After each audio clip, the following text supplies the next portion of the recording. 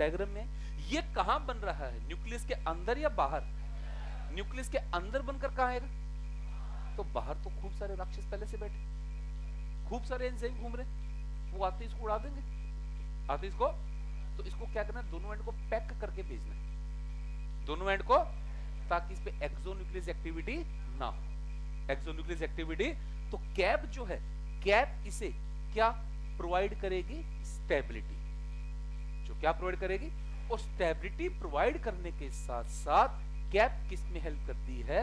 Help in binding with, चलिए promoter की बात अपन कर रहे थे, है ना? हाँ बच्चों, तो प्रोमोटर कहां होता है? 5' या 3'? अपस्ट्रीम या डाउनस्ट्रीम? प्रोमोटर हमेशा अपस्ट्रीम, टर्मिनेटर हमेशा downstream.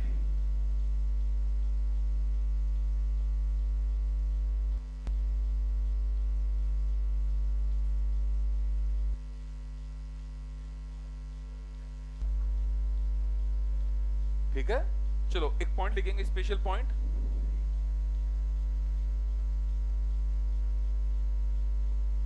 Promoter itself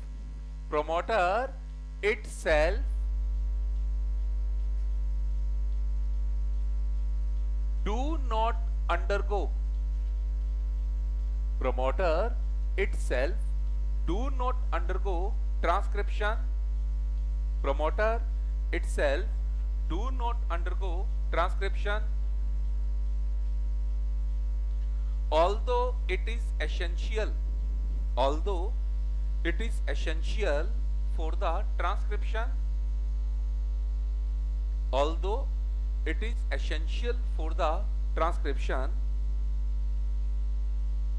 as it is the binding site, as it is the binding site of RNA polymerase, as it is the binding site of RNA polymerase। ठीक है, हाँ बच्चों, तो बहुत ही प्यारा question है कि प्रोमोटर का खुद का ट्रांसक्रिप्शन होगा नहीं होगा, लेकिन फिर भी ट्रांसक्रिप्शन के लिए प्रोमोटर का होना, क्योंकि यहां पे कौन अगर बाइंड करेगा? RNA polymerase. कौन अगर बाइंड करेगा, है ना? तो प्रोमोटर के बारे में कल अपन ने काफी डिस्कस किया था। मेन पॉइंट क्या थे? प्रोमोटर कहां था? 5' 3'? Upstream downstream?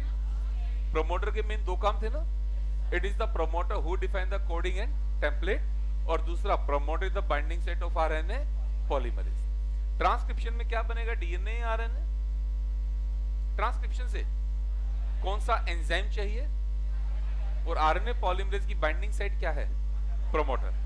बाइंडिंग साइट क्या है? अगर हमें प्रोमोटर नहीं दिया गया है तो क्या हम कोडिंग और टेम्पलेट पहचान पाएंगे? कोडिंग और टेम्पलेट को पहचानने के लिए प्रोमोटर का होना, इज इट क्लियर? चलिए अब लिखेंगे structural gene. Structural gene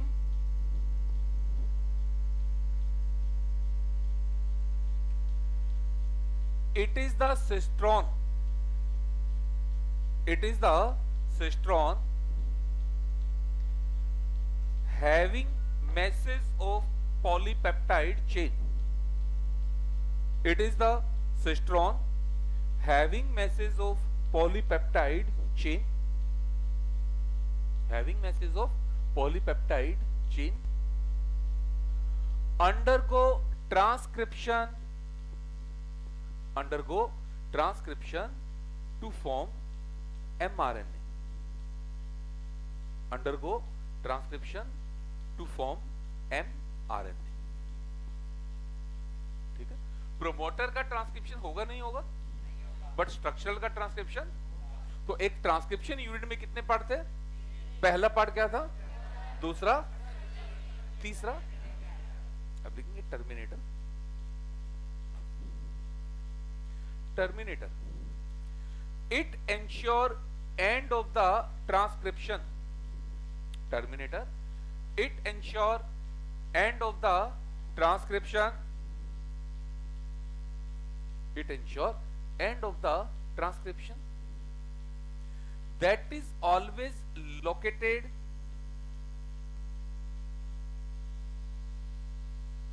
in the downstream of the structural gene, क्या हो गया, that is always located in the downstream of the structural gene at the 3' end, that is always located in the downstream of the structural gene at the 3' end.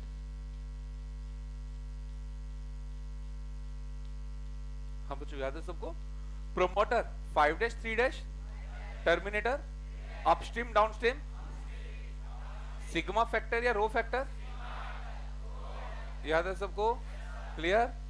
चलिए, तो ये हमारे transcription unit के 3 part थे, promoter, structural and terminator. चलिए, हाँ जी, अब बोलो, ये पैरा क्लियर है सबको, ये पैरा क्लियर है, ट्रांसक्रिप्शन यूनिट के 3 पार्ट है, क्लियर। उसके बाद ये पैरा क्लियर, दिस वन, इसमें हमारी कुछ लाइनें बाकी है, वो आगे आएंगे। ये पैरा अपन ट्रांसलेशन करने के बाद कवर करेंगे, अभी कवर नहीं करेंगे, है ना। तो अब अपन यहां से शुरू हो रहे हैं, mechanism of transcription, heading mechanism of transcription.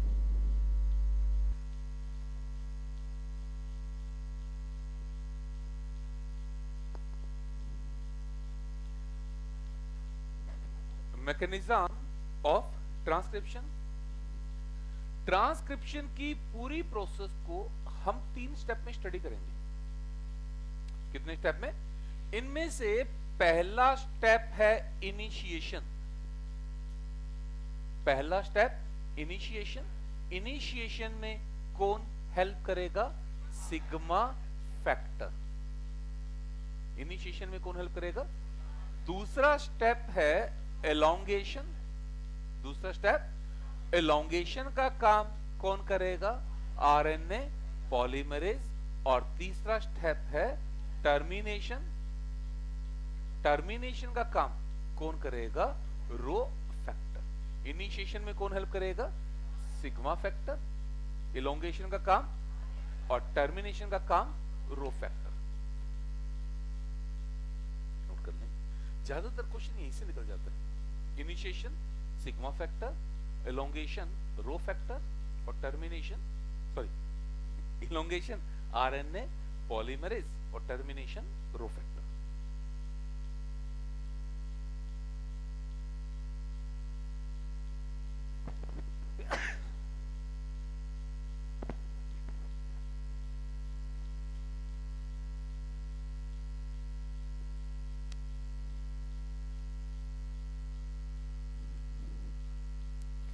यहां तक हमने एनसीईआरटी पढ़ी है, कोई डाउट? क्लियर है सर? क्वेश्चन शुरू कर दिया आप लोगों ने? नहीं, आवाज ही नहीं आई। हो रहे आराम से? चलिए, एक एक करके तीनों स्टेप समझेंगे। बोर्ड पर ध्यान देंगे सारे बच्चे। सबसे पहले बात करते हैं हम इनिशिएशन की, ठीक है? सबसे पहले किसकी बात करेंगे? इनिशिएशन।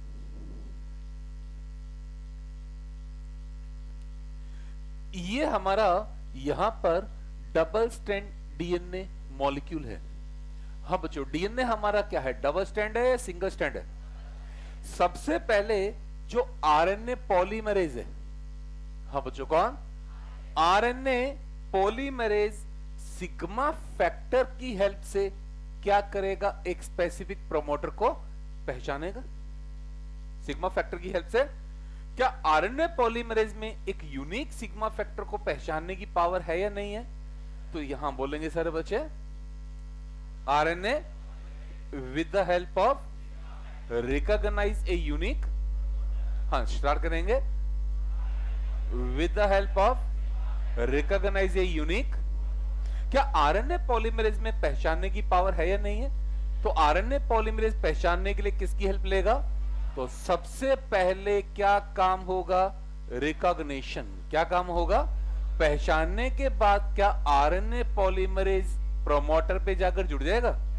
प्रोमोटर पे जाकर पहले क्या होगा? रिकॉग्निशन या बाइंडिंग। और रिकॉग्निशन के बाद पहले क्या काम हुआ?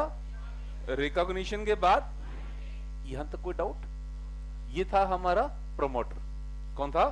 प्रोमोटर को आरएनए पॉलीमरेज ने सिग्मा फैक्टर की हेल्प से पहचान लिया। पहले क्या काम हुआ, फिर पहचानने के बाद अब आपका जो डीएनए है वो कैसा है, डबल स्ट्रैंड है या सिंगल स्ट्रैंड है, कैसा है? आवाज, कान बंद करके बैठे, ठीक है। चलिए अब क्या होगा, अब आपका डीएनए कैसा है, डबल स्ट्रैंड है सिंगल स्ट्रैंड है? ट्रांसक्रिप्शन दोनों को होगा, एक का होगा। दोनों स्ट्रैंड आपस में कौन से बॉन्ड से जुड़े? क्या हाइड्रोजन बॉन्ड को तोड़ना पड़ेगा? क्या अनवाइंडिंग करनी पड़ेगी? तो ट्रांसक्रिप्शन में क्या होता है, ट्रांसक्रिप्शन में अनवाइंडिंग के लिए अलग से हेलिकेज नहीं आता, अलग से हेलिकेज नहीं आता। ट्रांसक्रिप्शन में अनवाइंडिंग का काम जो है ना वो आरएनए पॉलीमरेज खुद करेगा। अनवाइंडिंग का काम आरएनए पॉलीमरेज खुद करेगा या इसके लिए ये हेलिकेज की हेल्प लेगा? ये हेलिकेज की हेल्प, अनवाइंडिंग का काम भी। क्वेश्चन लिखेंगे, which of the following enzyme, which of the following enzyme helps in the unwinding, which of the following enzyme helps in the unwinding during transcription?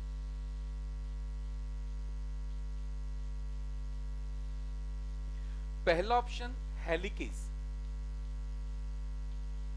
पहला option helicase, second option DNA polymerase,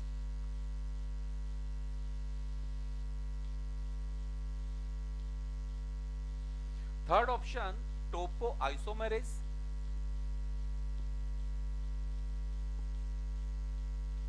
and fourth option RNA polymerase.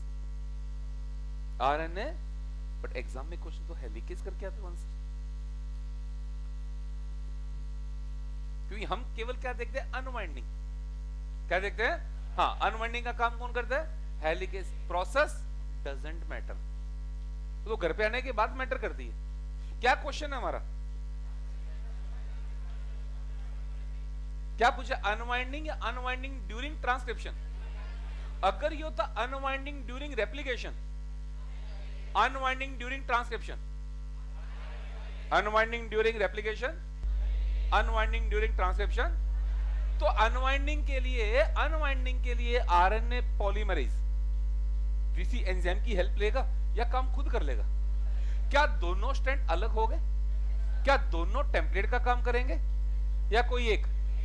दोनों का transcription होगा या एक का transcription होगा? अब आप क्या बना रहे हो, डीएनए या आरएनए? तो अब क्या आएगा बच्चों, एनटीपी या डीएनटीपी? एनटीपी। अगर डीएनए बनता तो और आरएनए बनेगा तो, अगर डीएनए बनेगा तो और आरएनए बनेगा तो अब यहां कौन आया? एनटीपी। कौन आया? और वो एनटीपी आकर क्या करेगा? हाइड्रोजन बॉन्डिंग कर लेगा।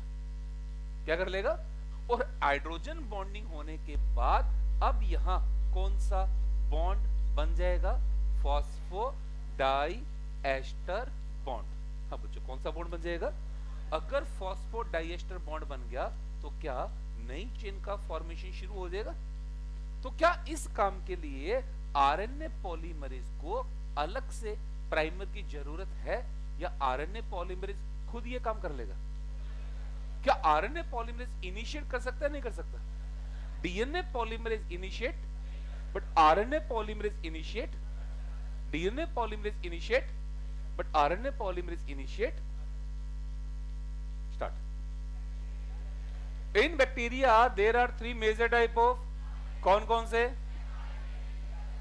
एमआरएनए की फुल फॉर्म, टीआरएनए, आरआरएनए, तीनों का individual function. All 3 RNA are needed to synthesize a mRNA provides, खत्म mRNA ji. tRNA brings, read the, and rRNA play during, कोई भी डाउट? आधी आधी लाइनों में, बट हमारा पूरा डिटेल आया, बिखरा हुआ टॉपिक है, चैप्टर में बार बार आएगा। अगली line, there is single DNA dependent that catalyze of all type of in अगर यूकैरियोट होता तो 1 टाइप और 3 टाइप, अगर प्रोकैरियोट है तो यूकैरियोट है तो बैक्टीरिया में केवल एक ही तरह का और यूकैरियोट में 3 तरह का। अगली line,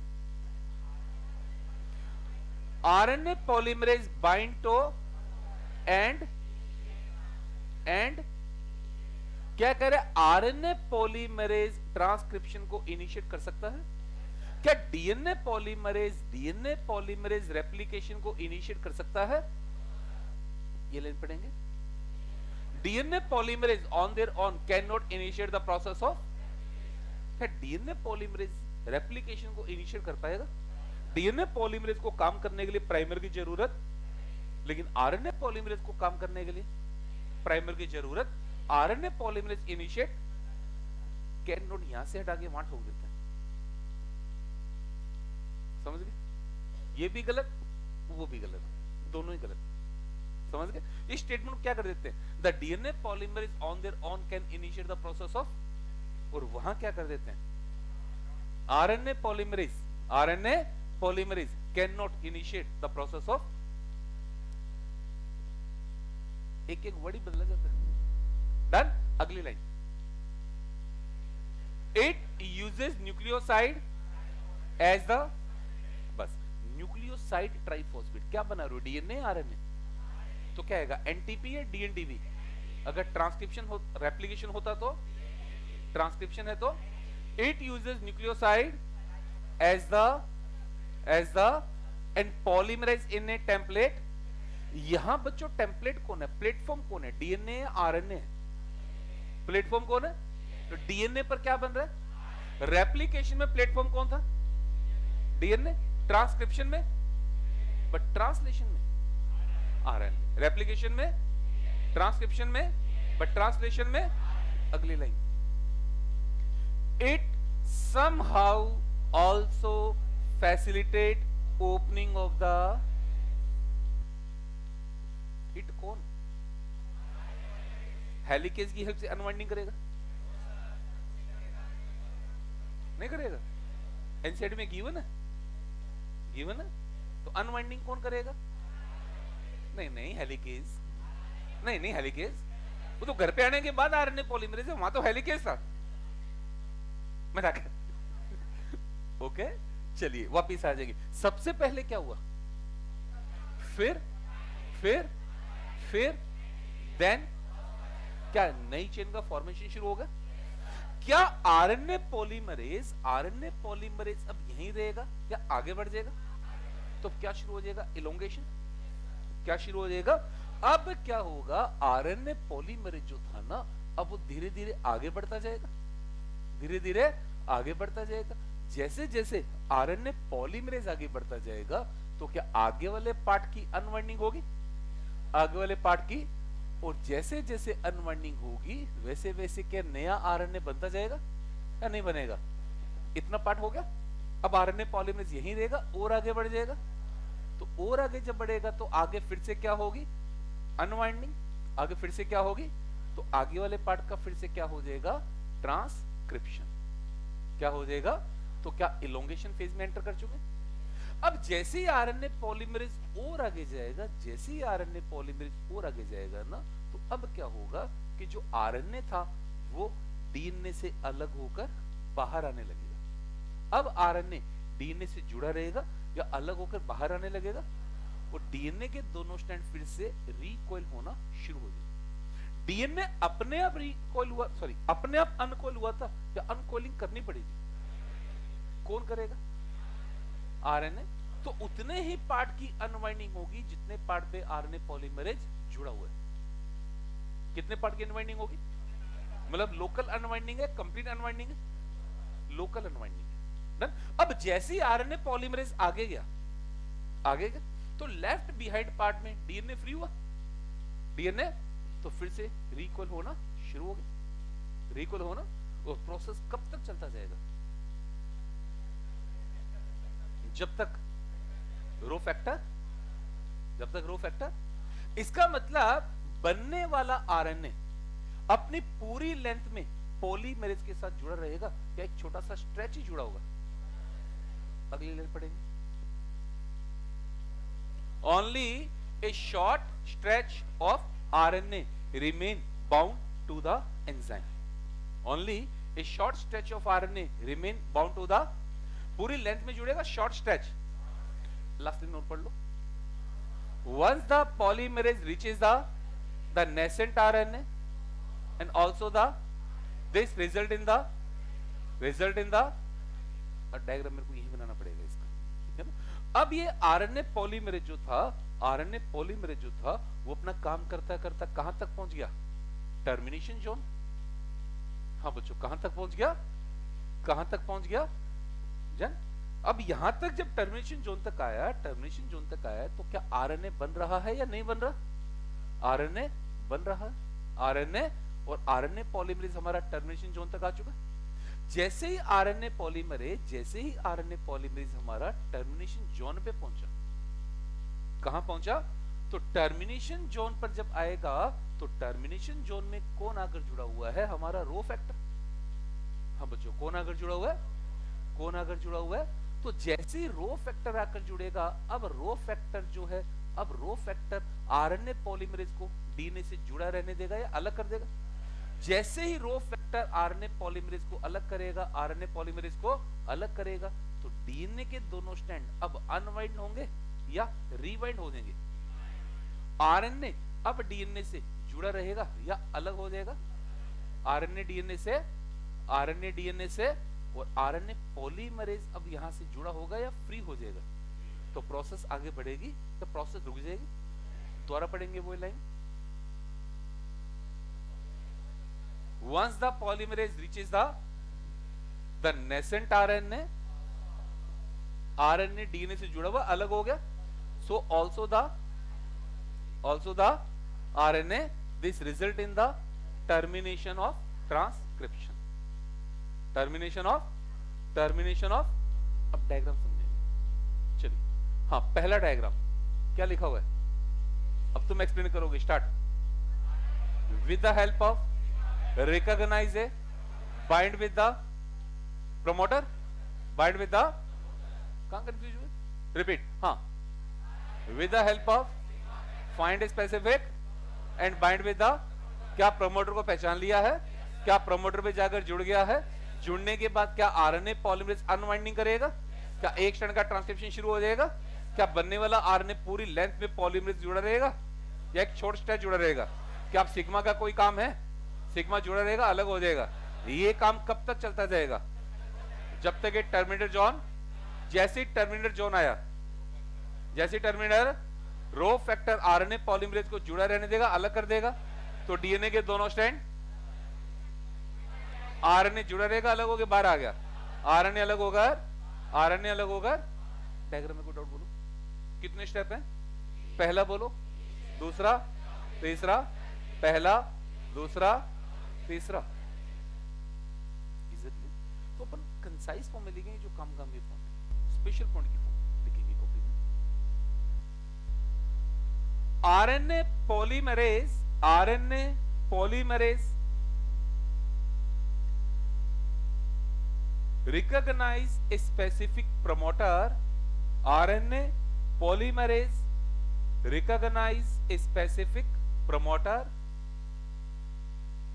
with the help of sigma factor. RNA polymerase recognize a specific promoter with the help of sigma factor and bind with the promoter.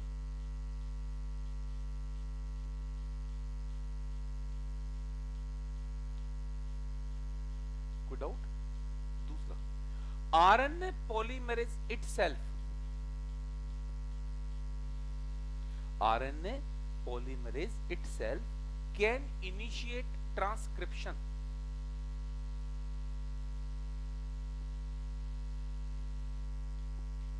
It does not require primer for its activity.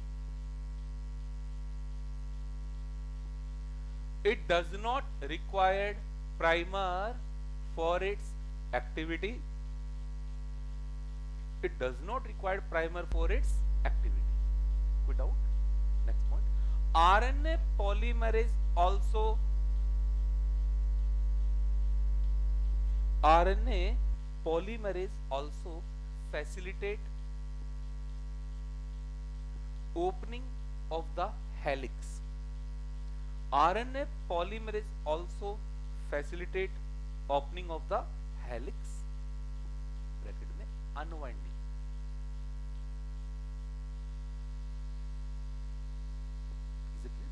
कुल मिला के क्या हम ये कह दें कि RNA किसी भी काम के लिए डीएनए पे डिपेंड नहीं है?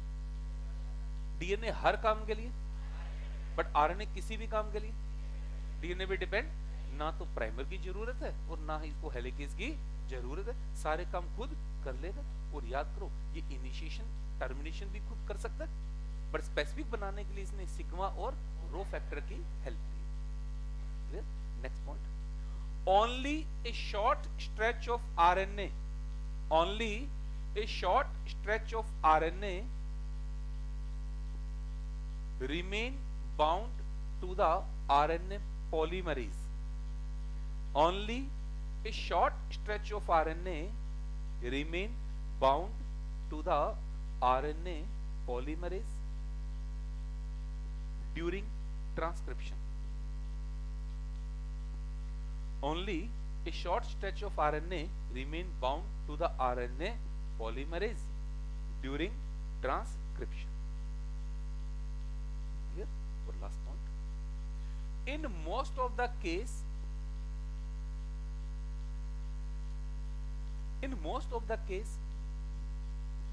rho factor helps in termination. Rho factor helps in termination. Activity of which is ATP dependent. Activity of which is ATP dependent. Activity of which is ATP dependent. काम के पॉइंट हमने निकाले। Diagram NCERT वाले और कोई भी diagram, कोई diagram में कुछ भी पूछना हो तो बोलो। क्लियर है सर? हेडिंग, पोस्ट ट्रांसक्रिप्शनल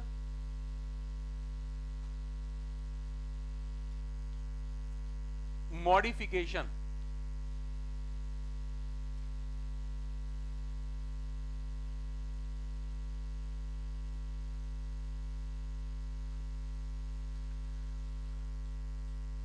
हाँ बच्चों, क्या हेडिंग है? पोस्ट ट्रांसक्रिप्शनल लिखेंगे। It takes place in the nucleus of eukaryotes. It takes place in the nucleus of eukaryote after transcription. After transcription and before translation. After transcription and before translation, as eukaryotic gene are split gene. As eukaryotic gene are split gene. As eukaryotic gene are split gene. अभी बच्चों हम यहां से शुरू करें। Split gene क्या होते हैं, ये सारी थ्योरी लास्ट में अपने आप समझ में आएगी डायग्राम। अभी हम स्प्लिट जीन से शुरू हो रहे हैं, है ना। स्प्लिट जीन क्या होता है, हेडिंग डाल लेंगे स्प्लिट जीन।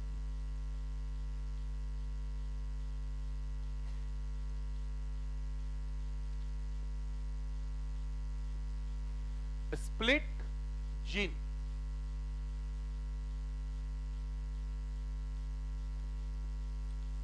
ये जो स्प्लिट जीन होते हैं ना, स्प्लिट जीन को सबसे पहले डिस्कवर किसने किया था? Sharp and Robert. साथ साथ चलते थे। किसने डिस्कवर किया? Sharp and Robert. Split gene किसका फीचर है? यूकैरियोट। स्प्लिट जीन किसने डिस्कवर किया? Sharp and Robert. किसका फीचर है? यूकैरियोट। किसका फीचर है? स्प्लिट जीन क्या होते हैं? ऐसे जीन जिनके अंदर एक्सोन के साथ साथ इंट्रोन मिलता है,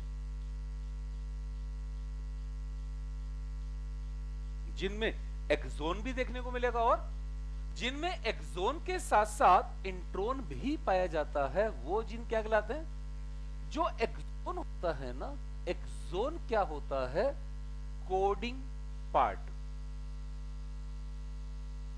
हाँ बच्चों, एक्सोन क्या होता है और कोडिंग पार्ट क्या होता है? कोडिंग पार्ट वो पार्ट है हैव मैसेज। कोडिंग पार्ट जिसके पास मैसेज। इंट्रोन क्या होता है? कोडिंग या non coding. Intron is the non coding और इंट्रोन के पास मैसेज नहीं होते। Do not have message. Do not have message. हाँ बोलिए, एक्सोन के पास मैसेज है या नहीं है? इंट्रोन के पास मैसेज। ये हमारी यूकैरियोटिक सेल है। हाँ बच्चों, कौन सी सेल है? यूकैरियोटिक सेल के अंदर ये न्यूक्लियस है। कौन है ये? और न्यूक्लियस के अंदर यहां पर ये एक स्प्लिट जीन है। कैसा जीन है ये? स्प्लिट है या नॉन स्प्लिट है? स्प्लिट जीन कौन है? जिसके पास एक्सोन, इंट्रोन या दोनों ही है? स्टार्ट रहेंगे। स्प्लिट जीन को किसने डिस्कवर किया? किसका फीचर है? Having as well as exon is the have, intron is the do not have. Intron जो होता है ना, इंट्रोन, इनको बच्चों IVS भी कहा जाता है। क्या कहा जाता है? एनसीईआरटी का वर्ड है। इंट्रोन पे एक नियम लगता है। इंट्रोन की शुरुआत हमेशा GU से होती है, एंड हमेशा AG से होता है। नोट करेंगे। IVS की full form inter weaning sequence. Intron को ही IVS कहा जाता है। इनकी स्टार्टिंग हमेशा GU से होगी और एंड हमेशा AG से होगी। हाँ, स्टार्टिंग हमेशा GU, एंड हमेशा बोर्ड पर रहेंगे। ये एक स्प्लिट जीन है। हाँ बच्चों, कैसा जीन है? जब इसका ट्रांसक्रिप्शन होगा, जब इसका ट्रांसक्रिप्शन होगा तो इसमें ट्रांसक्रिप्शन होने से शुरुआत में क्या बनेगा? एक HNRNA। बोलो बच्चों, क्या बनेगा? क्या बनेगा? HNRNA को हम प्राइमरी ट्रांसक्रिप्ट भी कहते हैं। क्या कहते हैं? इस HNRNA में एक्सोन होगा, इंट्रोन होगा या दोनों ही होंगे? एक्सोन भी होगा और एक्सोन भी होगा। और हमें इंट्रोन को रखना है या हटाना है? एक्सोन को, इंट्रोन को, एक्सोन को, इंट्रोन को, एक्सोन को रखना है और इंट्रोन को। तो इसकी बच्चों हमें कटिंग करनी पड़ेगी। केवल कटिंग करनी पड़ेगी या जॉइनिंग भी करनी पड़ेगी? तो कटिंग और जॉइनिंग करना कहलाता है स्प्लाइसिंग। क्या कहलाता है? अब डायग्राम देखकर बताओ, ये काम कहां हो रहा है? न्यूक्लियस में या न्यूक्लियस के बाहर?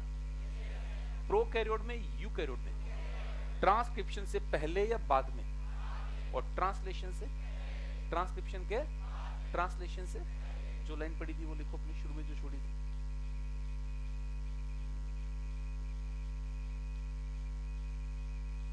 बोल बोल के क्या लिखा हुआ है? It takes place in the nucleus of, after and before, because eukaryotic gene are the, eukaryotic gene are the, eukaryotic gene are the. आ जाइए बोर्ड पर। ये कैसा जीन है? Split gene. कैसा जीन है? स्प्लिट जीन का क्या हुआ? ट्रांसक्रिप्शन। क्या हुआ? ट्रांसक्रिप्शन से क्या बना? HN RNA। HN या इसी को बच्चों प्री RNA भी कह देते हैं। क्या कहते हैं? एनसीईआरटी लिखती है प्राइमरी ट्रांसक्रिप्ट। क्या लिखती है? एक ही बात है, प्राइमरी ट्रांसक्रिप्ट या फिर प्री RNA। इसमें एक्सोन है, इंट्रोन है, या दोनों ही है? इसमें एक्सोन भी होगा और इसमें इंट्रोन भी होगा। इसमें एक्सोन है, इंट्रोन है, या दोनों ही है? ये जो ब्लैक कलर में दिखाया अपन ने वो क्या है? एक्सोन। और रेड कलर में, ब्लैक कलर में, रेड कलर में शुरू से शुरू होंगे। कौन सा जीन है? Discovered by, found in the, having, as well as, exon is the, have, intron is the, do not have, also called, start with, end with. जब ऐसे जीन का ट्रांसक्रिप्शन हुआ तो क्या बना? HNRNA या mRNA? एक्सोन है, इंट्रोन है, दोनों ही है। एक्सोन को रखना है या हटाना है? एक्सोन को, इंट्रोन को। तो क्या हमें स्प्लाइसिंग करनी पड़ेगी? बट स्प्लाइसिंग करने से पहले ना हमें इस HNRNA को स्टेबल बनाना पड़ेगा। क्या बनाना पड़ेगा? HNRNA हाईली अनस्टेबल होता है। हाईली, तो स्टेबल बनाने के लिए दो काम करने होते हैं। पहले क्या काम होती है? कैपिंग और फिर टेलिंग। पहले क्या काम होगा? कैपिंग में क्या बनेगी? कैप। और टेलिंग में टेल। हाँ बच्चों, पहले क्या काम होगा? कैपिंग में क्या बनेगी? कैप। क्या बनेगी? और टेलिंग में क्या बनेगी? कैपिंग में क्या बनेगी और टेलिंग में क्या बनेगी? बोलो, यहां तक कोई डाउट? हाँ जी। कौन है ये? क्या हुआ इसका? ट्रांसक्रिप्शन से क्या बना? HNRNA बनने के बाद इसमें से एक्सोन को रखना है या हटाना है? एक्सोन को और इंट्रोन को, एक्सोन को और इंट्रोन को। डन। तो इसके लिए हम सीधा इसमें से इंट्रोन को हटाएंगे या पहले हमें इसकी स्टेबिलिटी लानी पड़ेगी? स्टेबिलिटी लाने के लिए हमें क्या करना पड़ेगा? कैपिंग और टेलिंग। क्या करना पड़ेगा? कैपिंग और टेलिंग। क्या करना पड़ेगा? तो पहले क्या होगी? कैपिंग और फिर टेलिंग। पहले क्या होगी? फिर क्या होगी? पहले क्या बनेगी? कैप और फिर क्या बनेगी? टेल। पहले क्या बनेगी? फिर क्या बनेगी? कोई doubt? Next line continue. Due to the transcription of such gene, due to the transcription of such gene,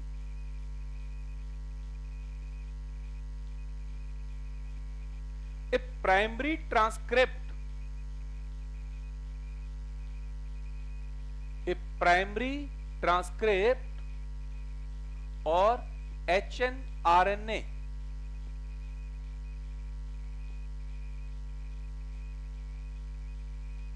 a primary transcript or HNRNA is formed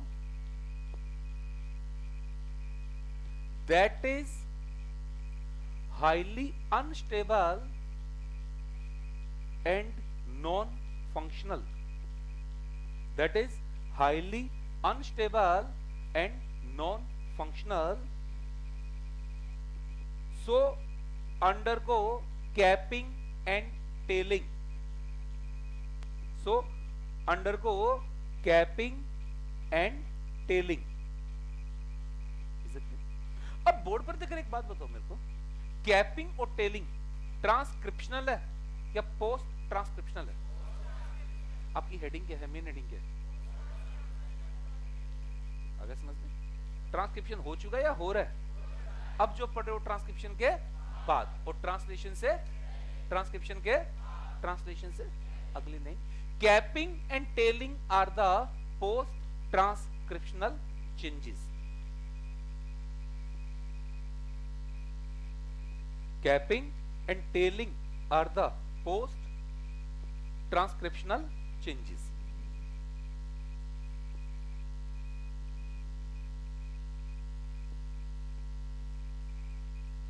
आइए सारे बच्चे बोर्ड पे। हाँ बच्चों, पहले क्या होगी? कैपिंग में क्या बनेगी? ये जो कैप होती है ना, कैप, ये कहां बनती है? 5 डैश एंड। कहां बनेगी? कैप केवल एक न्यूक्लियोटाइड की बनती है। हाँ बच्चों, कैप केवल किसकी बनती है? और वो न्यूक्लियोटाइड क्या होता है? 7 मिथाइलेटेड गुआनोसिन ट्राइफॉस्फेट। क्या होता है वो? 7 मिथाइलेटेड गुआनोसिन। गुआनोसिन क्या है? याद है सबको गुआनोसिन? ये जो गुआनोसिन होता है ना, हाँ बोलो बच्चों, कौन?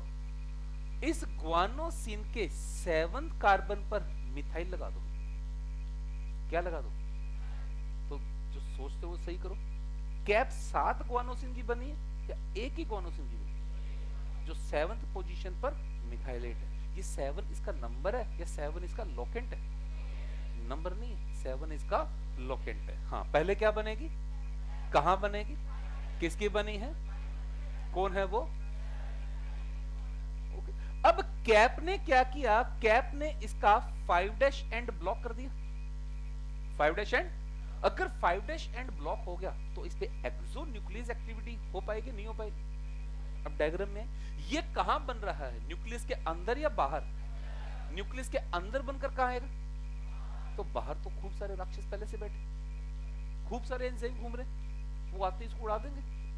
आते इसको, तो इसको क्या करना है? दोनों एंड को पैक करके भेजना है, दोनों एंड को, ताकि इस पे एक्सोन्यूक्लियस एक्टिविटी ना हो। एक्सोन्यूक्लियस एक्टिविटी, तो कैप जो है, कैप इसे क्या प्रोवाइड करेगी? स्टेबिलिटी।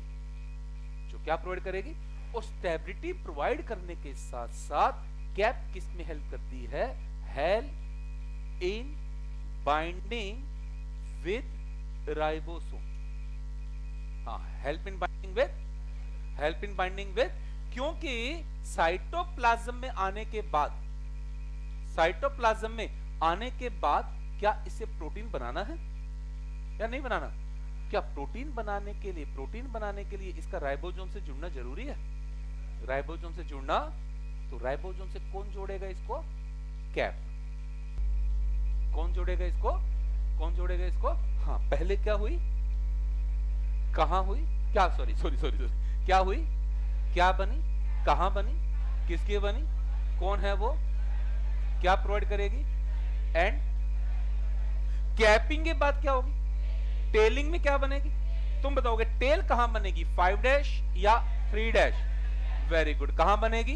कैप जो टेल जो होती है वो 200 से 300 एडिनाइलिक एसिड की बनी है। किसकी बनी है? 200 से 300। इसका मतलब टेल जो है ना वो पॉली एडिनाइलेटेड है। टेल क्या है? पहले क्या हुई? फिर पहले क्या बनी? फिर कैप,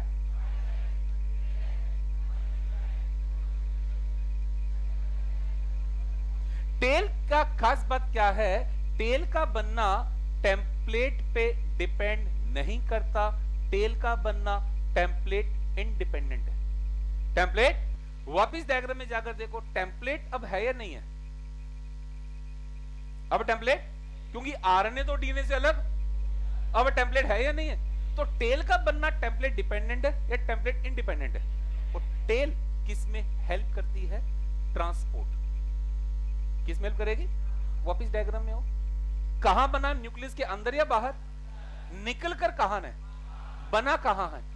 निकल कर कहां है? तो ट्रांसपोर्ट करना पड़ेगा, नहीं करना पड़ेगा? तो ट्रांसपोर्ट में कौन हेल्प करेगी? टेल। कौन हेल्प करेगी?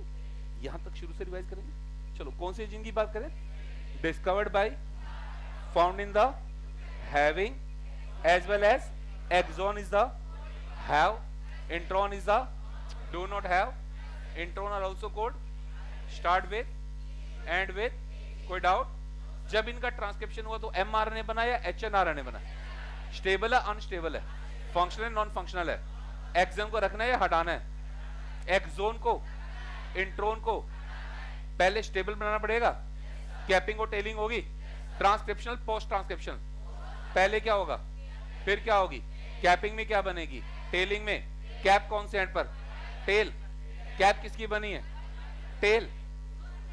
200 से 300 क्या कहते हैं? टेल पॉली एडिनाइलेट है, टेल पॉली। अब हमारे बच्चे कंफ्यूज होते हैं, क्योंकि कैपिंग में भी तो टेम्पलेट नहीं चाहिए, एक ही तो न्यूक्लियोटाइड है, कितना न्यूक्लियोटाइड है, तो यार एक न्यूक्लियोटाइड को जोड़ना पॉलीमराइजेशन थोड़ी कहलाएगा, समझ गए? 200 से 300 को जोड़ना पॉलीमराइजेशन, बट एक को जोड़ना तो पॉलीमराइजेशन। तो ये जो पॉलीमराइजेशन हो रहा है टेम्पलेट पे डिपेंडेंट है या इंडिपेंडेंट है? टेम्पलेट पे, क्लियर? अब ये जो हमारी स्प्लाइसिंग प्रोसेस होती है ना, हाँ बोलो बच्चों, कौन सी? स्प्लाइसिंग को ही एक नाम और देते हैं tailoring, TAILORING, tailoring. Tailoring word कहां से लिया? टेलर, कहां से लिया? टेलर का काम क्या है? टेलर का काम केवल कपड़ों को स्टिच करना है या कटिंग भी करना है? कटिंग भी करेगा और स्टिच भी करेगा। तो स्प्लाइसिंग में केवल कटिंग होनी है, केवल स्टिचिंग होनी है, या दोनों ही काम होने हैं? कटिंग भी होनी और स्टिचिंग भी होनी। तो स्प्लाइसिंग का ही दूसरा नाम क्या है? तो रियल में स्प्लाइसिंग का मतलब क्या है? इंट्रोन को हटाना और एक्सोन को जोड़ना। क्या मतलब है इंट्रोन को और एक्सोन को? एनसीईआरटी की लैंग्वेज से स्टार्ट करेंगे। अब इसको मैं ब्रॉड नहीं कर सकता, भाई डायग्राम चाहिए मुझे, दिख जाएगा? ये तो एनसीईआरटी खोलो, दिख जाएगा? मैं बोलता रहूं। The second complexity is that the primary transcript contain both exon and are, क्या लिखा है? Primary transcript. किसकी बात हो रही है? HN। Hence it is subjected to a process called where the introns are and exons are in a, तो क्या मतलब है स्प्लाइसिंग का? इंट्रोन को हटाना या एक्सोन को जोड़ना? दोनों। इंट्रोन को हटाना है और एक्सोन को, कंबाइंड प्रोसेस क्या कहलाएगी? पहले स्प्लाइसिंग होगी या पहले कैपिंग एंड टेलिंग होगी? पहले कैपिंग एंड, अगली line, HNRNA undergo additional processing called capping and in an unusual methyl guanosine is to the, हाँ बोलो, पहले क्या हुई? जल्दी जल्दी, क्या हुई? क्या बनी? कहां बनी? किसकी बनी? वो एक न्यूक्लियोटाइड कौन सा है? तो ये यूजुअल है अनयूजुअल है? अनयूजुअल। यूजुअल है अनयूजुअल है? अगर अनयूजुअल न्यूक्लियोटाइड आ गया तो एंजाइमेटिक एक्शन रेस्ट्रिक्ट हो गया, तो स्टेबिलिटी आ गई। क्या आ गई? फिर क्या होगा? In tailing, in adenylate residue 200 से are at the in template. यहां तक थ्योरी में कोई डाउट? तो अब क्या होगा? अब फाइनली अब इसकी क्या होगी? स्प्लाइसिंग। हाँ बोलो बच्चों, क्या होगी? जहां एक्सोन को रखा जाएगा, हटा दिया जाएगा, और इंट्रोन को, एक्सोन को, इंट्रोन को। तो स्प्लाइसिंग होने के बाद अब ये जो हमारे पास फुली मैच्योर आरएनए बनेगा, अब ये कहलाएगा mRNA। क्या कहलाएगा? अगली लाइन पढ़ो। It is fully process now called, बस वो mRNA कहां है? न्यूक्लियस के अंदर है या बाहर है? न्यूक्लियस के। अब न्यूक्लियस से निकल कर कहां आया? साइटोप्लाज्म। हाँ बोलो बच्चों, कहां आया? कहां आया? और साइटोप्लाज्म में आने के बाद अब इसका क्या होगा? लास्ट लाइन पढ़ो। That is transported out of the for. पूरे पैरा में कोई डाउट? शुरू से चलेंगे। Split gene were discovered by, found in the having as well as exon. कैसा पार्ट है? जिसके पास मैसेज। इंट्रोन कैसा पार्ट है? जिसके पास मैसेज। इंट्रोन का दूसरा नाम स्टार्ट विद एंड विद क्या बना? mRNA या pre RNA? Functional non functional, stable unstable. Exon को रखना है या हटाना है? एक्सोन को, इंट्रोन को पहले स्टेबल बनाना पड़ेगा। क्या एडिशनल प्रोसेसिंग होगी? पहले क्या होगा? कैपिंग या टेलिंग? कैपिंग के बाद पहले क्या होगी? कैपिंग में क्या बनेगी? कहां का बनेगी? किसकी बनी है? कौन है वो? क्या प्रोवाइड करेगी? Help in. फिर क्या होगा? क्या बनेगी? कहां बनेगी? किसकी बनेगी? क्या है ये? इसका बनना इज इट क्लियर? ये दोनों कॉपी में नोट करिए, कैपिंग एंड टेलिंग।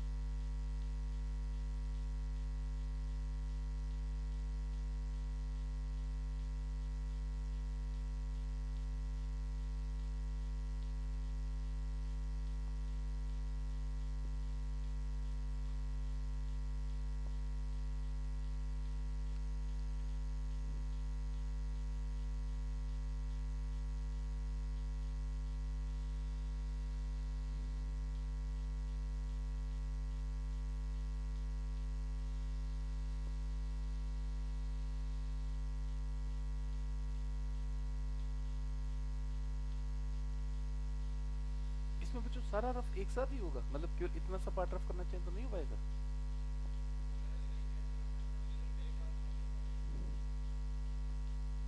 अच्छा, ओके, ये बात है।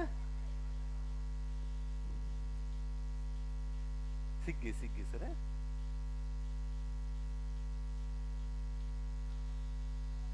धन्यवाद, भगवान भला करे तुम्हारा, तुम्हारे बच्चे जिए, तुम्हारा खून भी है, हैं?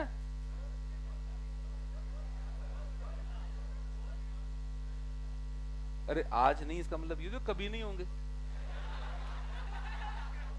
फ्यूचर की बात करो। हाँ, वो कह रहे मेरे तो नहीं होंगे।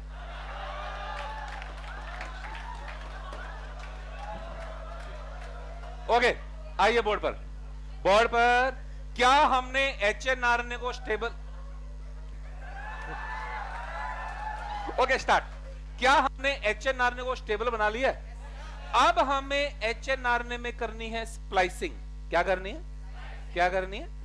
Next line, now this HNRNA undergo splicing, now this HNRNA undergo splicing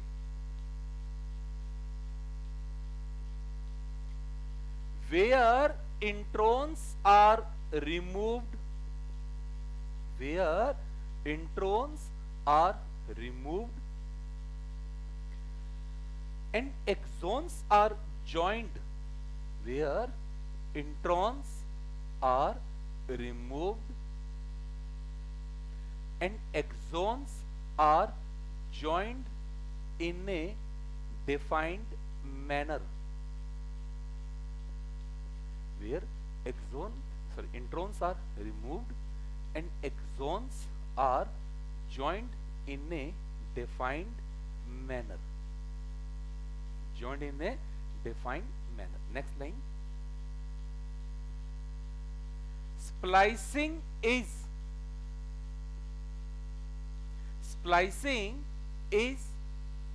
a highly complex process. Splicing is a highly complex process required spliceosome. Splicing is a highly complex process required spliceosome,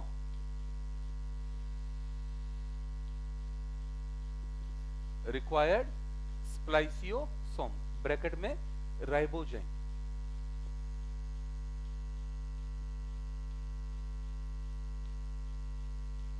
हाँ बच्चों क्या लिखा bracket में? Ribozyme, है ना, board पर, board पर। ये हमारे पास एक इंट्रोन है। हाँ बच्चों कौन है ये? इंट्रोन की शुरुआत हमेशा किससे होती है? जीयू, एंड हमेशा, ये इतना सा इंट्रोन है या इंट्रोन में हजारों न्यूक्लियोटाइड है, इसकी शुरुआत हमेशा किससे होगी? एंड हमेशा। इंट्रोन को हटाना मुश्किल नहीं है, सबसे मुश्किल काम पता है क्या? इंट्रोन को पहचानना। आपने किसी टेलर को काम करते हुए देखा? वो कपड़े को लेती है क्या काटना शुरू करता है या पहले मार्किंग होती है? सबसे टफ काम मार्किंग है, सबसे टफ काम मार्किंग होने के बाद कटिंग तो हर कोई कर देगा। मार्किंग हर कोई करता है या सबसे एक्सपर्ट करता है? क्योंकि हल्की सी भी कटिंग गलत होगी पूरा कपड़ा खराब हो जाएगा। Is it clear? तो पहले क्या होती है? मार्किंग होती है। पहले क्या होती है? सबसे पहला काम इंट्रोन्स को पहचाना जाता है। इंट्रोन को, इंट्रोन भी तो न्यूक्लियोटाइड सीक्वेंस ही तो है ना? एक भी गलत न्यूक्लियोटाइड बचना नहीं चाहिए, वो एक भी सही न्यूक्लियोटाइड हटना नहीं चाहिए। दोनों केस में फ्रेम शिफ्ट म्यूटेशन होगा। दोनों केस में क्या होगा? अगर मैं एमआरएनए से एक न्यूक्लियोटाइड गायब कर दूं तो सारे कोडोन चेंज हो जाएंगे, और एक में ऐड कर दूं तो सोचो यार, इंट्रोन्स को हटाना आसान काम है या टफ जॉब है? वास्तव में हटाना टफ है या पहचानना टफ है? सबसे मुश्किल काम इंट्रोन को पहचानना, सबसे मुश्किल काम इंट्रोन को। तो सेल के लिए ये काम टफ नहीं है, सेल के लिए ये काम टफ नहीं है। सेल ने क्या कर रखा है? सेल ने इन इंट्रोन्स के अगेंस्ट, इन इंट्रोन्स के अगेंस्ट कुछ कॉम्प्लीमेंट्री सीक्वेंस डेवलप कर रखी है। क्या डेवलप करी है? कुछ, उन्हें कहते हैं एसएनआरएनए। हाँ बच्चों क्या कहते हैं? क्या कहते हैं? क्या है सेल के पास? एसएनआरएनए, स्मॉल न्यूक्लियर आरएनए। क्या है एसएनआरएनए? अब तुम बताओ एसएनआरएनए एक तरह का है या कई तरह के? उन सब में यूरेसिल कंटेंट हाई होता है। यूरेसिल कंटेंट तो क्या कह दिए ने? U1, U2, U4, U6, U5। बोलो क्या कह दिया? U1, U2, U4, U6। ये जो आपको यहां दिखाई दे रहे हैं ना, है ना, ये रेड कलर में दिख रहे हैं ना, ये सारे एसएनआरएनए हैं। क्या है सारे ये? क्या है सारे ये एसएनआरएनए इंट्रोन के स्टार्टिंग एंड और लास्ट एंड के कॉम्प्लीमेंट्री है। कौन है ये? जो स्टार्टिंग एंड और लास्ट एंड के, स्टार्टिंग में आकर जुड़ा U1, कौन आकर जुड़ा? और लास्ट में आकर जुड़ा U2। स्टार्टिंग में कौन आकर जुड़ा? लास्ट में कौन आकर जुड़ा? हाँ, स्टार्टिंग में कौन आकर जुड़ा? U1, और लास्ट में कौन आकर जुड़ा? U2। स्टार्टिंग में कौन आकर जुड़ा? लास्ट में। अब बच्चों क्या करना है? U1 U2 को पास लाना है। U1 U2 को, जैसे U1 U2 को पास लाएंगे तो क्या इंट्रोन एक लूप बना लेगा? क्या बना लेगा? अब लूप को हटा देंगे। लूप किसका बना? एक्सोन का, इंट्रोन का। तो लूप को रखना है या हटाना है? और एक्सोन को आपस में। ये जो एसएनआरएनए होता है ना, ये एसएनआरएनए किसके साथ जुड़ता है? प्रोटीन। ये रेड कलर का क्या है? ये किसके साथ जुड़ा? तो प्रोटीन के साथ जुड़कर ये बनाएगा एसएनआरएनपी। क्या बनाएगा? Small nuclear ribonucleoprotein. ये कौन है? RNA plus, also called snurps, also called. अब आपको जो छोटे छोटे सर्कल दिखाई दे रहे हैं ना, ये छोटे छोटे सर्कल क्या है? एसएनआरएनपी है। क्या है? और इन सारे सर्कल को आपस में जोड़ दो तो क्या एक बड़ा कॉम्प्लेक्स बन गया? और पूरा बड़ा कॉम्प्लेक्स क्या कहलाएगा? क्या कहलाएगा? अब सीधे चलेंगे। स्प्लाइसिंग का काम कौन करेगा? क्या है? एक किसका बना है? के साथ। एसएनआरएनपी किसका बना है? आपको SNRNA तक का काम करना है, आगे का काम नहीं करना। Is it clear? SNRNA word NCERT में गिवन है, SNRNA वर्ड एनसीईआरटी में। तो बताइए, स्प्लाइसिंग एक कॉम्प्लेक्स प्रोसेस है या सिंपल प्रोसेस है? स्प्लाइसिंग एक जिसमें सबसे मुश्किल काम इंट्रोन को पहचानना है या इंट्रोन को हटाना है? सबसे मुश्किल काम, सबसे मुश्किल काम, सबसे मुश्किल काम। बोर्ड पर ध्यान दो सारे बच्चे, क्या इंट्रोन को पहचानने का काम भी आरएनए का है क्या? पहचानने का काम भी किसका है? तो क्या स्प्लाइसिंग में भी आरएनए इंपॉर्टेंट रोल प्ले कर रहा है? एक छोटा सा काम करना आप लोगों को, आपको सेल से सारे एसएनआरएनए हटा देने। हटा दिया, क्या स्प्लाइसिंग हो पाएगी? क्या बिना आरएनए के रेप्लिकेशन होगा, ट्रांसक्रिप्शन होगा, स्प्लाइसिंग होगी, ट्रांसलेशन होगा? हर एक प्रोसेस में किसका रोल है? किसका रोल है? क्या स्प्लाइसिंग में भी आरएनए हेल्प कर रहा है? क्या रेप्लिकेशन में आरएनए? क्या ट्रांसक्रिप्शन में आरएनए? क्या स्प्लाइसिंग में आरएनए? क्या ट्रांसलेशन में आरएनए? तो आज डोमिनेंट वर्ड कौन है? Life evolve around, protein metabolism evolve around. आज सेल में आरएनए बिना कुछ भी पॉसिबल है या नहीं है? तो क्या आज हम आरएनए और आरएनए डिपेंडेंट प्रोसेस को बिना समझे कुछ भी समझ सकते हैं? हम कुछ भी समझ, ये बनेगा कॉपी, ये वाला।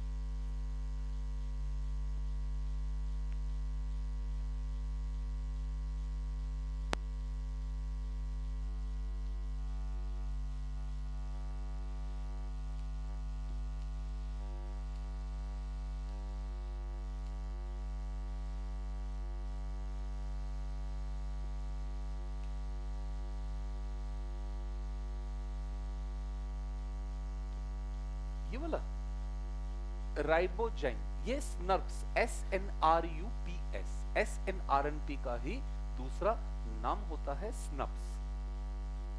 SNRNP का दूसरा नाम है स्नप्स।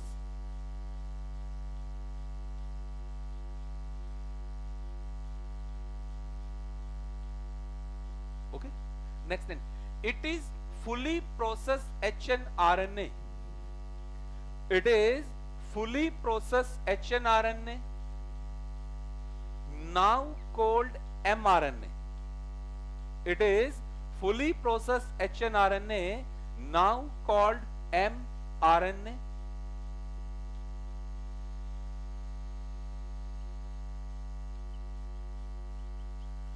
That is transported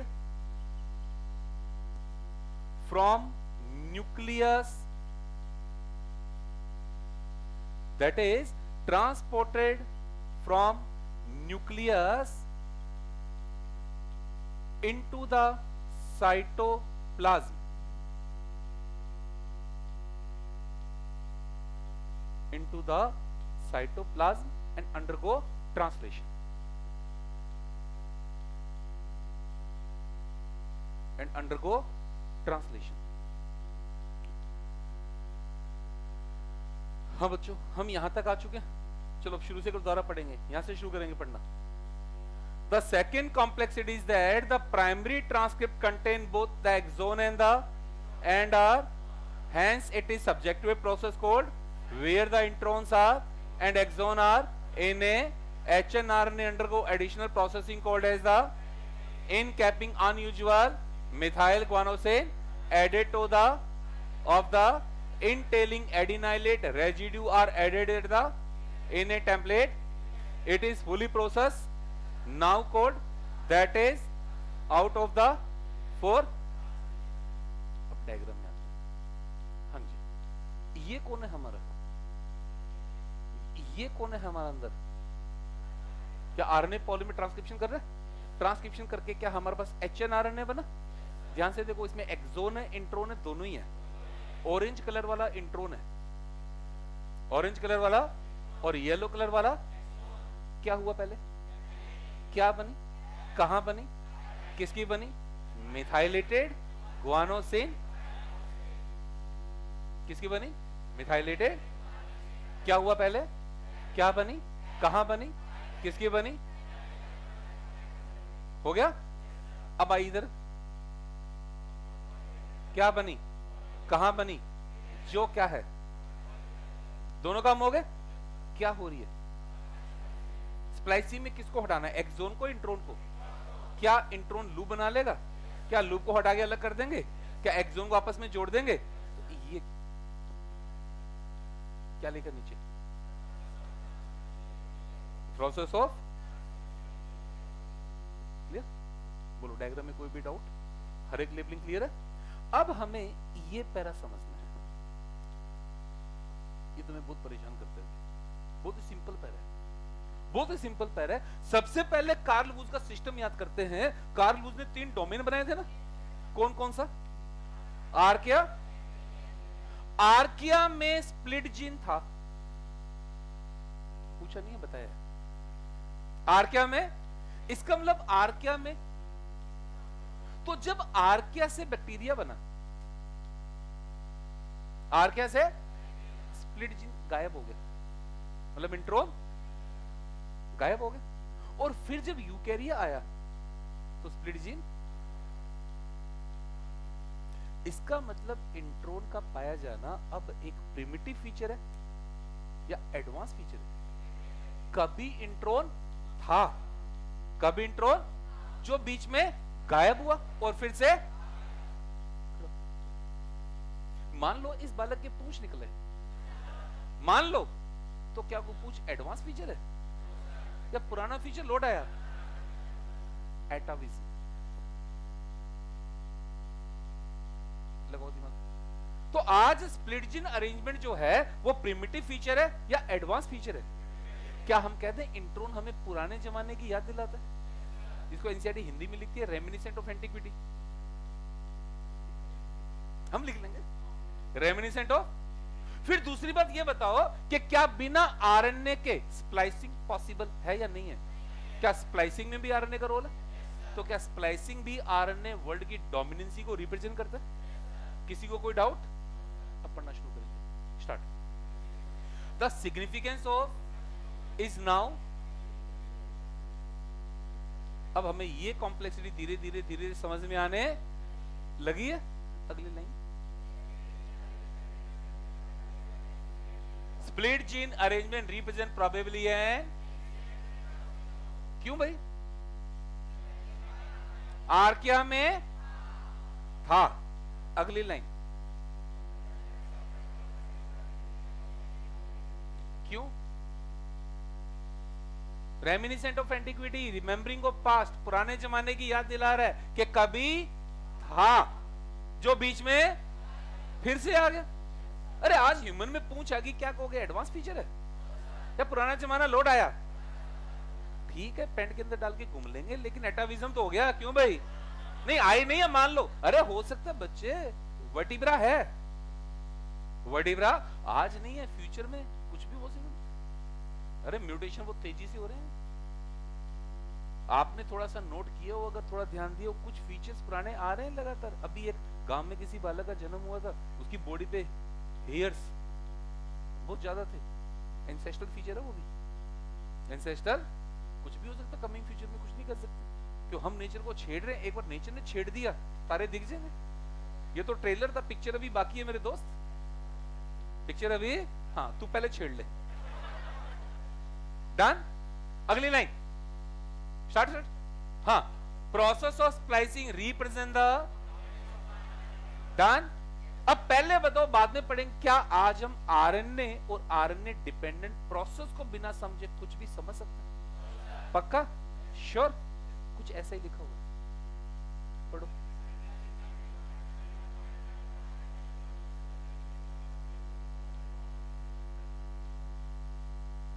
आज आप सेल से आरएनए को हटा दो, कुछ भी, आज ज्यादा इंपॉर्टेंस किसकी है, आरएनए की है, डीएनए की है। आज हम आरएनए और आरएनए वर्ल्ड को समझे बिना कुछ भी समझ अब हम एक पुराना पैरा पढ़ेंगे जो हमारा बीच में पेंडिंग था, द आरएनए वर्ल्ड। अब देखो लाइनें क्षण क्षण के बाहर आएगी। Start.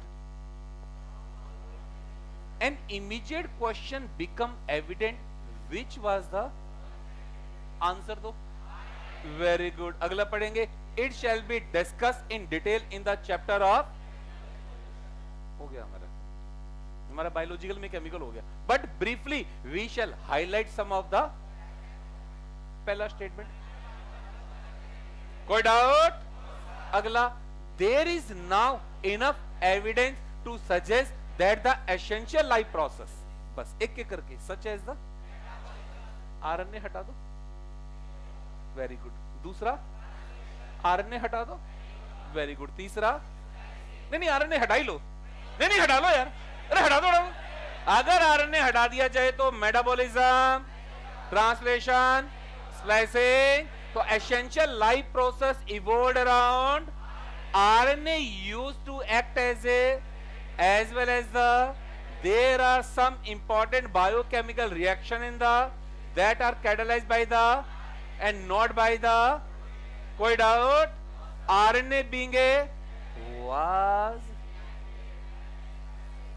therefore DNA has from with the that make it। आने दो डाउट। आगे समझ, बीच में क्यों पेंडिंग है था समझ में आ गई? बस खोपड़ी खा जाते मेरी। अब क्लियर है? लास्ट लाइन,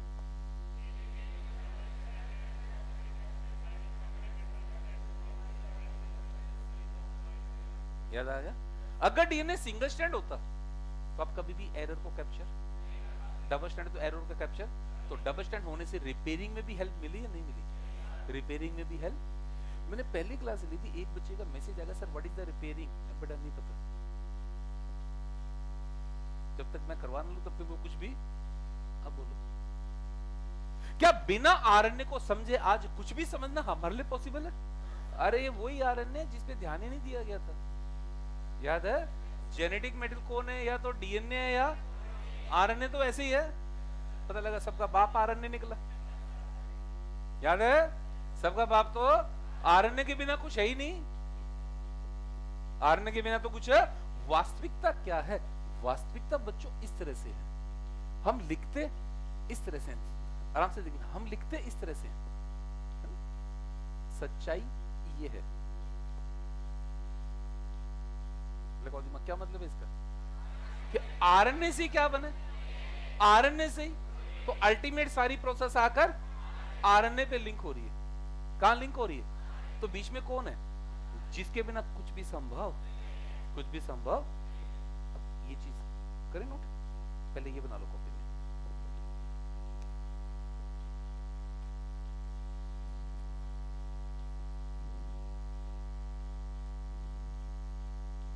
हाँ बच्चों, ये सारा क्लियर है पैरा?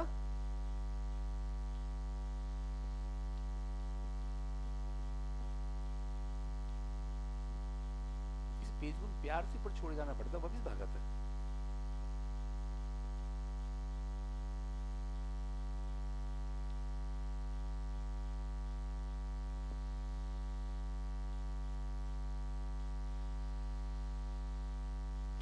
ये बच्चों केवल ये दो लाइनें समझने के लिए बात समझ में आ गई सबको कि हमने स्प्लिट जीन को प्रिमिटिव फीचर माना, एडवांस माना। क्यों माना? आर्किया में था। आज इंट्रोन हमें पुराने जमाने की याद क्यों? आर्किया में था जो गायब होकर पुनः लौट आया है। पुनः यही कॉपी में इनसे लाइनें आएगी, लिखेंगे। हाँ, split gene arrangement, split gene arrangement is the ancient feature of the genome. Split gene arrangement is the ancient feature of the genome because they were found in the archaea. Because they were found in the archaea. They were found in the archaea. Next thing, presence of intron.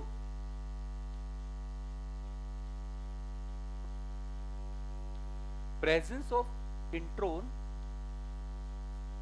represent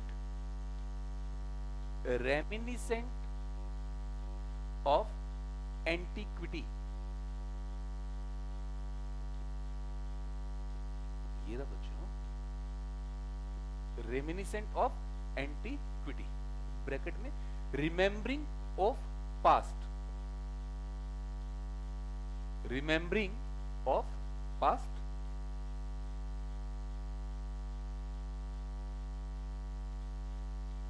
remembering of past. Next thing, splicing represent dominancy of RNA world. Splicing represent dominancy of RNA world because RNA helps in splicing.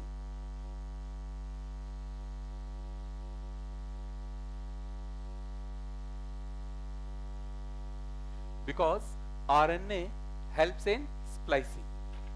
RNA helps in, अब diagram थोड़ा हमारा उल्टा बना है, समझ गए? यूं है, डन? हाँ, सबसे पहले क्या हुआ?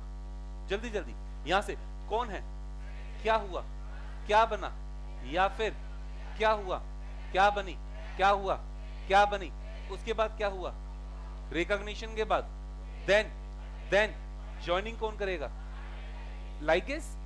बट ये RNA ligase, DNA ligase, DNA को जोड़ेंगे तो आरएनए को जोड़ेंगे तो, जैसे पॉलीमरेज है, डीएनए बना तो डीएनए पॉलीमरेज, आरएनए बना तो डीएनए जुड़ा तो आरएनए जुड़ा तो स्प्लाइसिंग में क्या चाहिए, डीएनए लाइगेज या आरएनए लाइगेज, ओकाजाकी फ्रैगमेंट को जोड़ने के लिए और इनको जोड़ने के लिए. तो स्प्लाइसिंग का मतलब क्या है, एक्सोन को जोड़ना या इंट्रोन को हटाना. Splicing is a tailoring, splicing is a जहां कटिंग भी और जॉइनिंग भी है, कटिंग भी और, तो बिल्कुल सिंपल सा प्रोसेस, 7 स्टेप है. सबसे पहला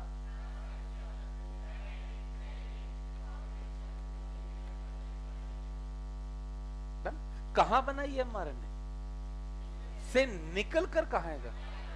अब क्या होगा इसका ट्रांसलेशन, क्या होगा, क्या होगा, क्लियर, यहां से शुरू होगा, समझ गए सारे, ये और फिर ये.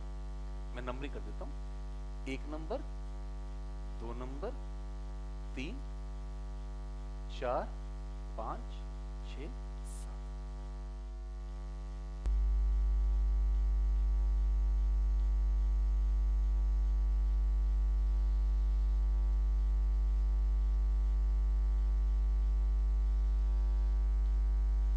हाँ, अब मेरे को एक और ये डायग्राम और समझा दो. ये सेल के अंदर आ गया सर. हाँ चलो स्टार्ट. कौन है ये, क्या हुआ, क्या बना, फिर कैपेन, फिर हमने क्या किया, इंट्रोन को रख दिया या हटा दिया, और एक्सोन को, इंट्रोन को, एक्सोन को.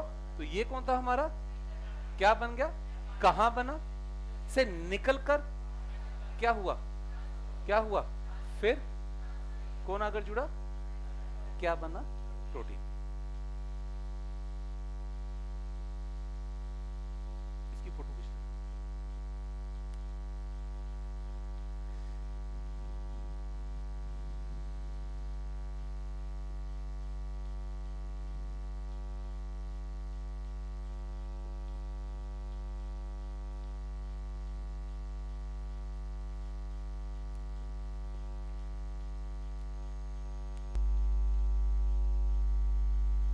ठीक है. अब सुनो सारे बच्चे, अब आप एनसीईआरटी का पहला पैरा अब पढ़ोगे, अब आ जाएगा समझ में. पहले पैरा में वर्ड मेंशन थे अडेप्टर, कैटालिटिक, टेम्पलेट, समझ गए. अब वो सारे वर्ड क्लियर हो जाएंगे. RNA perform a variety of function. RNA work as a template, RNA work as a adapter, RNA is a structural, RNA is the enzymatic, RNA is the catalytic, RNA is the RNA एक काम कर रहा है, RNA कई काम कर रहा है, कई काम कर रहा है। डीएनए केवल इंफॉर्मेशन को, इसके अलावा और कोई काम, आरएनए कई काम कर रहा है, आरएनए। और अब घर से वो पैरा पढ़कर आओगे, DNA versus RNA a better genetic material. RNA हमारा आधे घंटे का और बचा हुआ है, फिर आरएनए हमारा फिनिश है।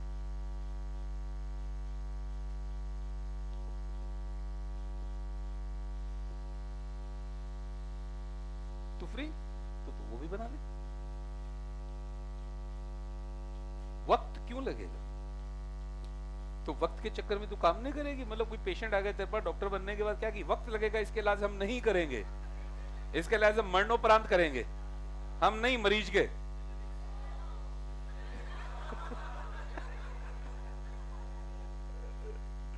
दुष्ट आत्मा हो क्या, मेरे को कह रहे हो? अच्छा क्या सर, एक बार सिलेबस पूरा करा लो फिर देख लेंगे। है?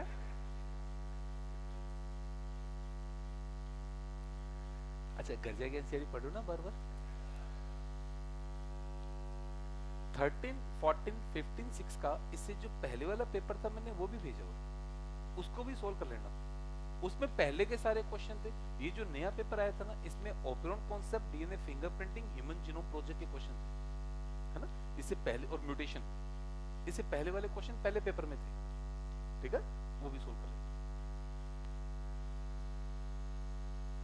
इस पेपर के बाद जरूरत है, फ्रस्ट्रेट हो जाओगे एलपी देख के।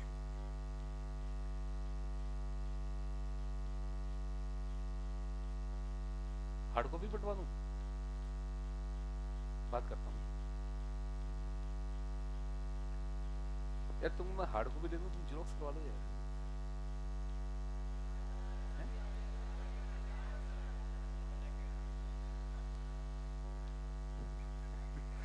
तेरे को पता नहीं है? तो फिर अच्छा बात करता हूं पेपर की।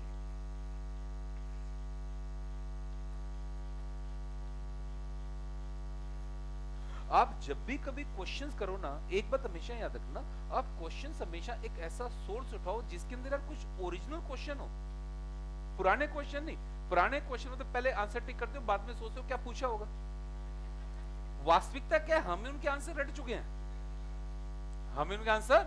आज मैंने आपको एक लिंक और भेजा है, पुराने सारे सालों के पेपर, उसमें सभी ईयर्स के पेपर हैं। आप तो पेपर को देखते रहो और कुछ मत करो बच्चे, पेपर खोल के आप तो जेनटी के क्वेश्चन देखते रहो यार, कितने क्वेश्चन आए, कितने आपसे हो रहे हैं, कितने आपसे, बस देखते रहो, सिंपल एक आइडिया लेते रहो कि किस लेवल का क्वेश्चन आ रहा है ना। 99% क्वेश्चन आराम से सोल्व होंगे, कंडीशन एक ही है, एनसीईआरटी पढ़ी होनी चाहिए। अब आपने एक एक लाइन पढ़ ली ना, अब क्वेश्चन करके देखो, है एनसीईआरटी का है। कल एक बच्चा था मेरे पास आया था, डीएनए पॉलीमॉर्फिज्म वाला क्वेश्चन एनसीईआरटी का था क्या? एक बार एनसीईआरटी खोल लो। मैंने मांगी थोड़ी है, खोलने को बोला है, कमबख्त प्राणी। पेज नंबर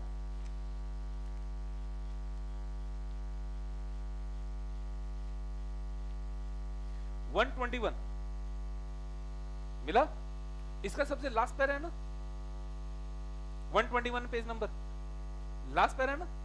इसकी पहली लाइन पढ़ो, ये क्वेश्चन था क्या?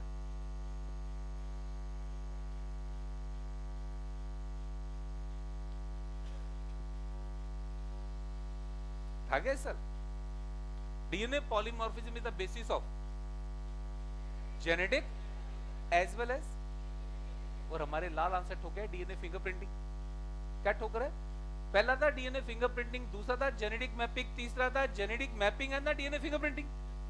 वहां तक तो आए नहीं, वहां तक तो आए नहीं, आंसर क्या ठोक दिया? डीएनए। और फिर कहते एनसीईआरटी में से नहीं था।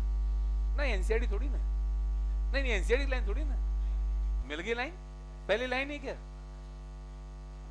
मिल गया। अरे इसी में से आएगा, विश्वास रखो। और सुनो, बाहर जाता है तो क्या गारंटी है कहां जाएगा? अगर बाहर जाता है हम भी नेट खोल के बैठते, आंसर वहां से निकालते हैं, तुमसे तो उम्मीद भी नहीं करते। और कितने जाएंगे? 1 2 3 5, 95 तो अपने हैं। 95 करें या 5 करें? नहीं पहले 5 कर लें, नहीं 95 अगले साल कर लेंगे। हाँ वो देखो, वो कई साल से यही कर रहा है। ठीक है, तो अब एक काम करो, अब हम काफी आगे आ चुके हैं, अब एक बार दोबारा एनसीईआरटी को रिव्यू ले लो, है ना? क्योंकि आपका जो पेपर होगा ना उसमें लगभग बच्चों कंप्लीट चैप्टर आएगा लगभग। अब आगे के चैप्टर्स, आगे टॉपिक सब छोटे छोटे हैं, जेनेटिक कोड है, ट्रांसलेशन है, ऑपेरोन है, ह्यूमन जीनोम प्रोजेक्ट है, ये सब छोटे छोटे टॉपिक है, अब बड़ा टॉपिक नहीं है। सबसे बड़ा डीएनए वर्ल्ड है, फिर आरएनए वर्ल्ड, आगे कोई एक लेक्चर कोई 1.5 लेक्चर, मतलब मान के लो 6-7 दिन में चैप्टर फिनिश हो जाएगा, ठीक है? तो एक बार रिव्यू पूरा इन देखो, ठीक है? थैंक यू बच्चों, थैंक यू, गुड नाइट। अच्छा कईयों तो गुड नाइट होगी है, कई तो निकल रहे हैं।